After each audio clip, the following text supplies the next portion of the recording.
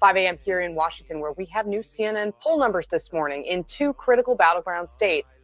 The news is not great for President Biden and his campaign. The numbers show Donald Trump leading in both Georgia and Michigan. In Georgia, a state Biden carried by a very narrow margin in 2020, registered voters say they prefer Trump over Biden by 5%. In Michigan, which Trump won in 2016, but Biden carried in 2020, our poll now showing Trump 10 points up. Note that a full 10% of those polled in each state say that they wouldn't support either candidate. Trump's margin over Biden is significantly boosted in both states by people who say they did not vote in 2020. These less engaged voters favored Trump by 26 points in Georgia and 40 points in Michigan. So people are waking up and they're starting to realize that we got to get the current president out. So Trump is just blowing up. So what can they do next? Well, now they're plotting. Let's take a look at what Tucker Carlson got to say. What happens next for Donald Trump? He's obviously a threat to the regime. They can't allow that threat to continue. Tucker Carlson responds, and this is pretty dark. Listen.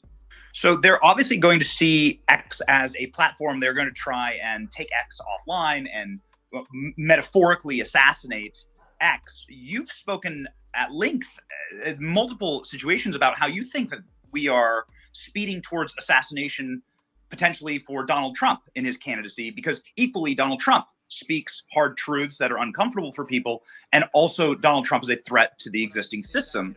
Do you really believe that we are on our way to a physical assassination attempt? Well, I don't know what we're on the way to, but we're certainly on the way to something.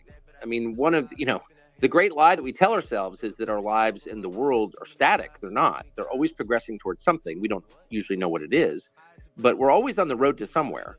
And you just sort of have to ask yourself logically, like, what's next? I mean, the amount of energy and money and time and public attention, all of which are precious commodities, the asshole community has taken to destroy Donald Trump is just astounding. I mean, it's honestly like the moonshot. In fact, they've expended more resources on destroying Trump than they did on getting a man to the moon, assuming you believe that actually happened, and I think it's in question. So it didn't work. That's the point. It didn't work.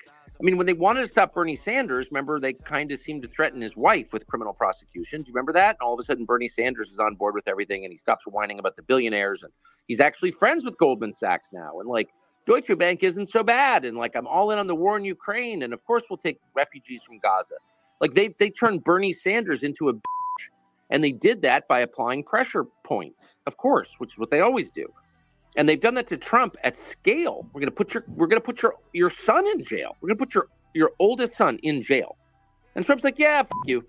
I mean, again, whatever you think of Trump, you don't have to like Trump or even agree with him to appreciate the remarkable resilience in the face of like every power center in the world opposing him, except for like the presidents of El Salvador and Hungary. Yeah.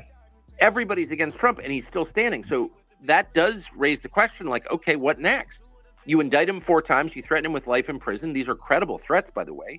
His trial begins in the middle of the primary season in March, a few months from now. And the guy is still running and he still appears to be unbowed.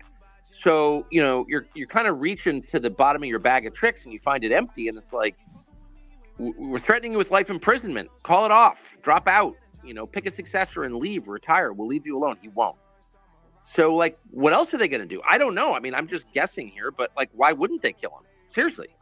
It's worth noting that Tucker Carlson's asked Donald Trump this exact question before.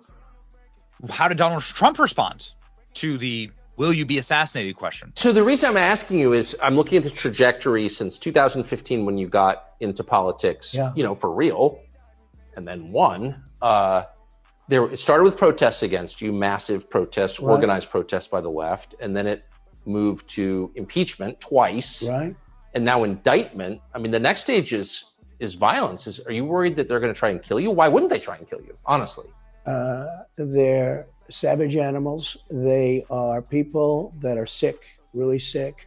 You have great people in the Democrat Party. You have great people that are Democrats. Most of the people in our country are fantastic, and I'm representing everybody. I'm not just Republicans or conservatives. I represent everybody. I'm the president of everybody. So Donald Trump saying, of course, these people are sick, savage animals, and Tucker Carlson being the only person who has ever really effectively exposed. Wow. shout out to Donald Trump that he's able to still stand even after everything that looks like they're going to try something against him. So he really, really got to be careful. My opinion is, Trump, thank you. Thank you for fighting. Thank you for being there. And 2024 is going to be an interesting election. Write down your comment. What do you think is going to happen next? Is Trump going to step out? Is he going to bow down and just say, you guys got this?